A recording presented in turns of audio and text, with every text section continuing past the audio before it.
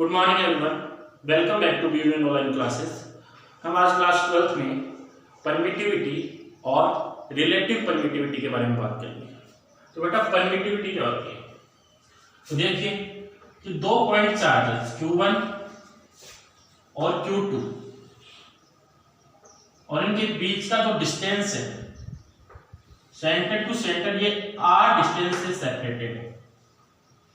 तो इनके बीच में लगने वाला इलेक्ट्रिक फोर्स वो रिपल्सिव नेचर का भी हो सकता है और अट्रैक्टिव नेचर का भी हो सकता है।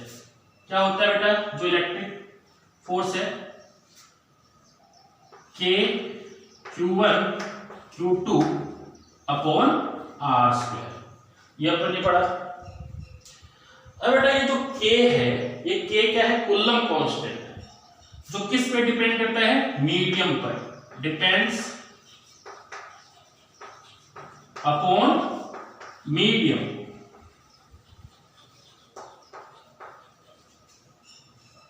कि K की वैल्यू मीडियम चेंज होने से K की वैल्यू भी चेंज हो जाएगी। अगर K की वैल्यू चेंज होगी तो इलेक्ट्रिक फोर्स की वैल्यू भी क्या हो जाएगी? चेंज हो जाएगी।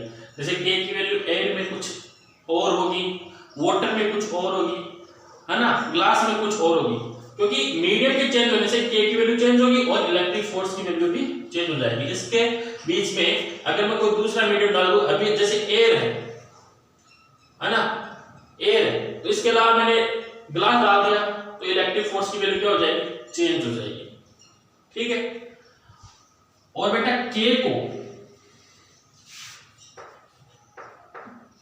K का जो जनरल मैं फॉर्मूला लिख रहा हूं वो है 1/4 पाई एप्सिलॉन। एप्सिलॉन लिखा है, एप्सिलॉन नॉट नहीं लिखा है। एप्सिलॉन नॉट लिखने से जो फोर्स आएगा वो कहां आएगा बेटा? वैक्यूम में। तो मैंने क्या लिखा है? एप्सिलॉन। और बेटा इस एप्सिलॉन का मतलब क्या है? इस एप्सिलॉन का मतलब है परमिटिविटी।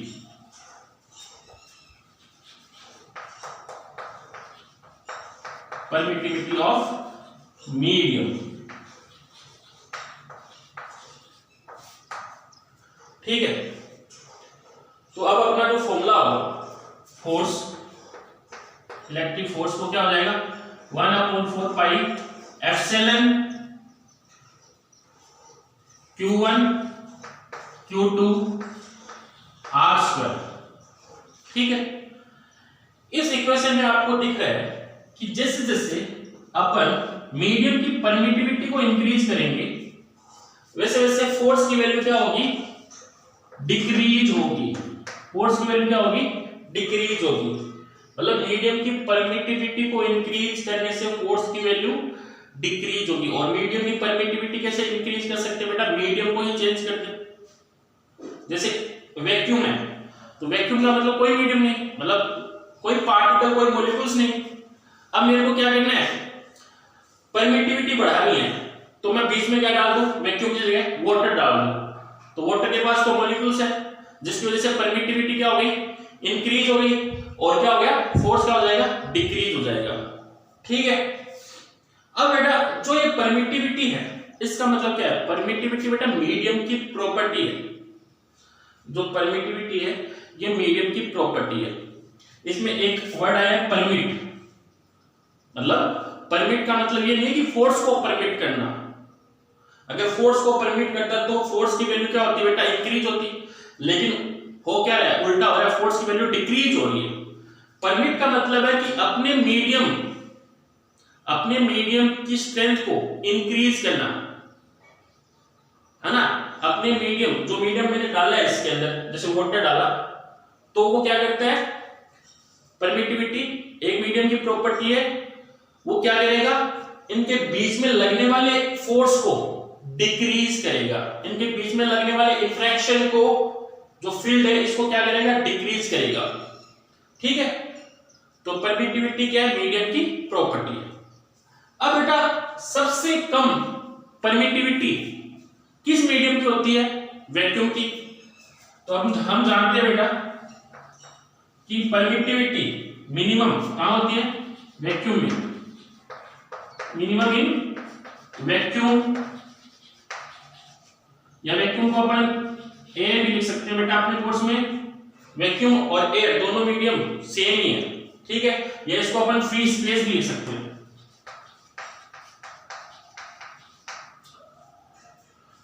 तो बेटा सबसे कम परमिटिविटी कहां होती है? वैक्यूम में, एयर में या फ्री स्पेस में। तो वहां पे फोर्स की वैल्यू क्या हो जाएगी? सबसे ज्यादा। तो फोर्स क्या हो जाएगा? मैक्सिमम। क्या हो जाएगा? मैक्सिमम, ठीक है। और बेटा फ्री स्पेस देखिए, मिनिमम इन वैक्यूम। परमिटिविटी कहां मिनिमम होती है? वैक्यूम में, एयर में, है ना, या फिर फ्री स्पेस में। इसको अपन क्या लिख सकते हैं बेटा? इस सिंबल को मैंने एक अलग नाम दिया है, एप्सिलॉन नॉट, है ना। अगर वैक्यूम की बात हो तो एप्सिलॉन को क्या लिखेंगे? Epsilon not. और इसकी वैल्यू क्या होती है बेटा? 8.85 into 10 to the power minus 12। 8.85 into 10 to the power minus 12। और साथ में यूनिट क्या होती है इसकी? Coulomb square newton metre square. देखिए यहां से अपन यूनिट निकाल सकते हैं इसकी। तो क्या हो जाएगा? देखो, कूलम स्क्वायर पर न्यूटन मीटर स्क्वायर, ठीक है। ये इसकी क्या हो जाएगी? यूनिट हो जाएगी। तो यहां पर आपको दिख रहा है कि जो परमिटिविटी है, मीडियम की परमिटिविटी सबसे कम कहां होती है? किस मीडियम में होती है? वैक्यूम में। कितनी होती है बेटा? 8.85 into 10 to the power minus 12, जिसको अपन एप्सिलॉन नॉट से लिखेंगे। तो वहां पे फोर्स की वैल्यू क्या हो जाएगी? मैक्सिमम। फोर्स की वैल्यू क्या हो जाएगी? मैक्सिमम। जो इलेक्ट्रिक फोर्स है वो क्या हो जाएगा? मैक्सिमम। और उस फोर्स को मैंने नाम दे दिया बेटा एफ नॉट। एफ नॉट का मतलब जो फोर्स है वो कहां लग रहा है बेटा? वैक्यूम में। किन के बीच में? इलेक्ट्रिक चार्जेस के बीच में, ठीक है। ऐसे अपन अलग अलग मीडियम की परमिटिविटी निकाल सकते हैं। जैसे कि वाटर की जो परमिटिविटी होती है वो होती है 7.12 into 10 to the power minus 10 coulomb square Newton पर मीटर स्क्वायर। ऐसी ग्लास की परमिटिविटी होती है 3.02 into 10 to the power minus 11 coulomb square newton metre square. तो ये है बेटा परमिटिविटी, ठीक है। जैसे जैसे परमिटिविटी इंक्रीज होगी वैसे वैसे फोर्स की वैल्यू क्या होगी? कम होगी, ठीक है। अब देखो, अब ये इतनी वैल्यू तो हम याद नहीं रख सकते। जैसे कि मीडियम, जैसे यहाँ पे ग्लास आ गया, फिर कोई दूसरा मीडियम केरोसिन आ गया, उसकी वैल्यू कुछ और होगी, है ना। कोई और मीडियम आ गया, जैसे माइका आ गया, तो उसकी वैल्यू कुछ और होगी। तो इतनी हार्ड वैल्यू तो अपन याद नहीं रख सकते। तो इसको सिंपल करने के लिए एक नई टर्म इंट्रोड्यूस की गई है, वो है रिलेटिव परमिटिविटी। वो क्या है? Relative permittivity. उसको पढ़ते हैं बेटा, रिलेटिव परमिटिविटी क्या है। अब जो अपना इलेक्ट्रिक फोर्स है, जो कूलम फोर्स है, इसको अपन रिलेटिव परमिटिविटी की टर्म में लिखेंगे। तो बेटा रिलेटिव परमिटिविटी क्या है? इसको अपन ER से लिखते हैं, एप्सिलॉन R से। वो क्या होता है बेटा? Permittivity of any medium with respect to permittivity of vacuum. Medium की परमिटिविटी और वैक्यूम की परमिटिविटी के रेशियो को अपन क्या कहते हैं बेटा? Relative permittivity. आपको पता है सबसे कम परमिटिविटी कहां होती है? वैक्यूम में, ठीक है। तो वैक्यूम में सबसे कम होगी, बाकी जो भी मीडियम होगा उसमें परमिटिविटी वैक्यूम से ज्यादा ही होगी ना। बाकी कोई भी मीडियम हो उसमें परमिटिविटी वैक्यूम से ज्यादा ही होगी, ठीक है। तो रिलेटिव परमिटिविटी क्या होता है? रेशियो होता है किसका? मीडियम की परमिटिविटी का और वैक्यूम की परमिटिविटी का।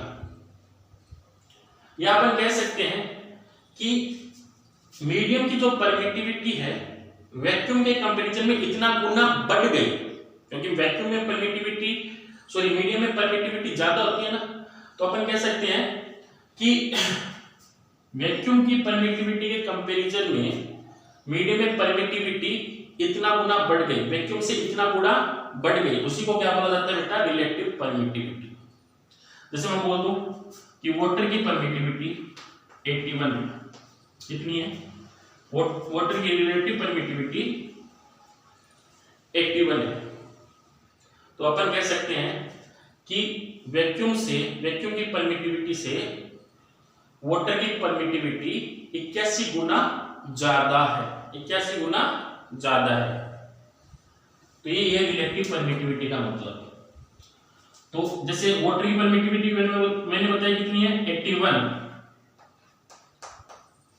और यहाँ पे मीडियम कौन सा हो गया बेटा, वाटर अपॉन एप्सिलॉन नॉट, तो वाटर की परमिटिविटी आ जाएगी यहाँ से 81 इंटू एप्सिलॉन नॉट। ठीक है, ऐसे मैं किसी मीडियम की बात करूं कि किसी भी मीडियम, कोई मीडियम, उसकी रिलेटिव परमिटिविटी 8 है, इसका मतलब क्या है कि वैक्यूम से उस मीडियम की परमिटिविटी 8 गुना ज्यादा है, 8 गुना ज्यादा है।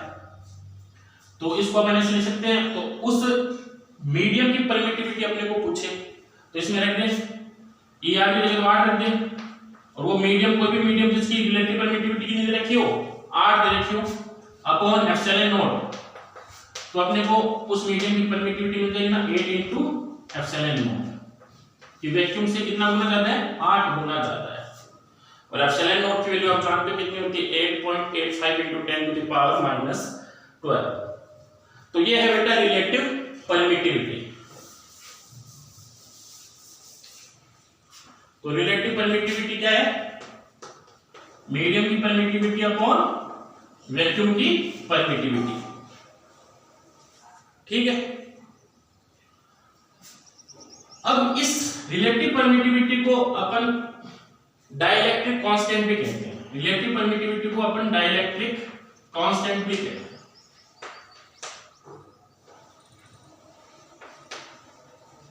जिसको अपन कैपिटल के से लिखते हैं, किससे लिखते हैं, कैपिटल के से।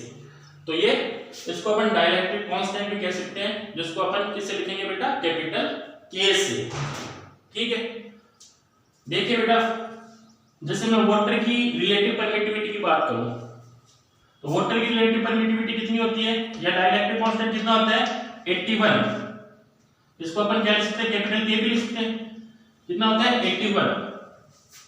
मतलब क्या है कि वैक्यूम से वाटर की परमिटिविटी 81 गुना ज्यादा है, तो फोर्स कितना हो जाएगा बेटा, 81 गुना कम हो जाएगा ना। जैसे जैसे परमिटिविटी बढ़ेगी फोर्स क्या हो जाएगा, कम हो जाएगा। तो वाटर में जो फोर्स होगा वो वैक्यूम के कंपैरिजन में कितना गुना कम हो जाएगा बेटा, 81 गुना कम हो जाएगा। कितना गुना कम हो जाएगा, 81 गुना कम हो जाएगा। क्या बोला मैंने कि वाटर की जो रिलेटिव परमिटिविटी है या डाइलेक्ट्रिक कांस्टेंट है वो है 81। इसका मतलब क्या है कि वैक्यूम की परमिटिविटी से वाटर की परमिटिविटी 81 गुना ज्यादा है। तो जैसे जैसे परमिटिविटी बढ़ती है तो फोर्स क्या होता है, डिक्रीज होता है। तो फोर्स क्या हो जाएगा, 81 गुना कम हो जाएगा। कहां से, वैक्यूम से। तो वैक्यूम से 81 गुना कम हो गया ना फोर्स वाटर में। इसको अपन प्रूव भी कर सकते हैं। जैसे अपन जानते हैं कि वैक्यूम में जो फोर्स आएगा वो अपन क्या लिखते हैं बेटा, 1/4 pi epsilon not Q1 Q2 upon R²।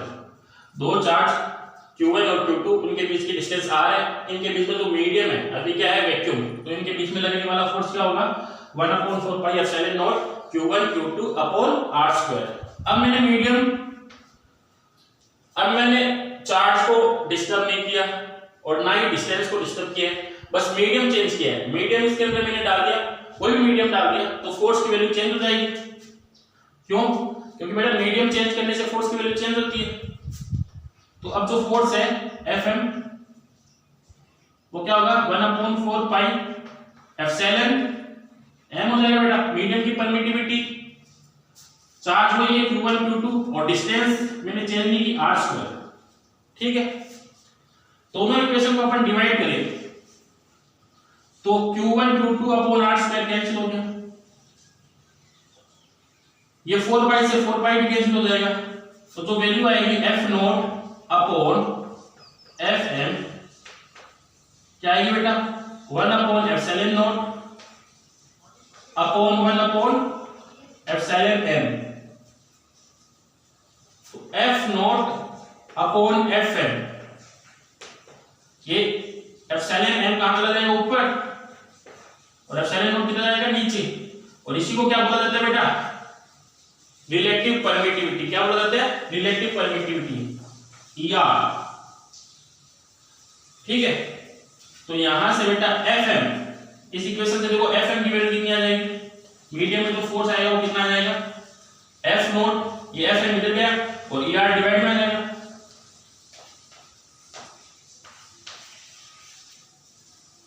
तो मीडियम में जो फोर्स है वो वैक्यूम से वैक्यूम अपॉन रिलेटिव परमिटिविटी। अब रिलेटिव परमिटिविटी अपने को वाटर की देते हैं 81, तो रिलेटिव परमिटिविटी वाटर की 81 है, उसका मतलब क्या है कि वैक्यूम की परमिटिविटी से वो 81 गुना ज्यादा है। वाटर की परमिटिविटी वैक्यूम की परमिटिविटी से 81 गुना ज्यादा है, तो फोर्स कितना गुना कम हो जाएगा बेटा F naught upon 81। F not कहां का फोर्स है बेटा वैक्यूम में। ठीक है, और इस ईआर को अपन क्या लिख सकते हैं बेटा डाइलेक्ट्रिक कांस्टेंट भी लिख सकते हैं। ये डाइलेक्ट्रिक कांस्टेंट भी है जिसको अपन किसे लिखते हैं कैपिटल के से। तो ये था बेटा परमिटिविटी और रिलेटिव परमिटिविटी। एक चीज और, तो मीडियम में फोर्स आया वो कितना है वैक्यूम में फोर्स अपॉन ईआर। ईआर को अपन क्या लिख सकते हैं के भी लिख सकते हैं, और वैक्यूम में फोर्स कितना है 1 upon 4 pi epsilon not Q1 Q2, और अपॉन में क्या है बेटा ER या फिर K। ठीक है, तो मीडियम में जो फोर्स आ जाएगा वो कितना आ जाएगा Q1 Q2 4 pi epsilon not ER, ये मीडियम में फोर्स आ जाएगा, और साथ में क्या है R स्क्वायर।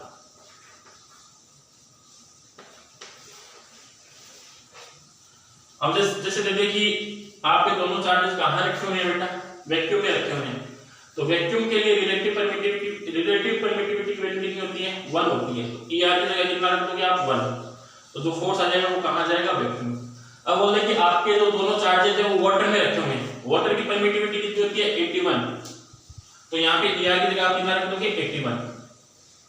ठीक है, तो ये फॉर्मूला आपको याद रखना है मीडियम के लिए। तो ये हुआ परमिटिविटी और रिलेटिव परमिटिविटी।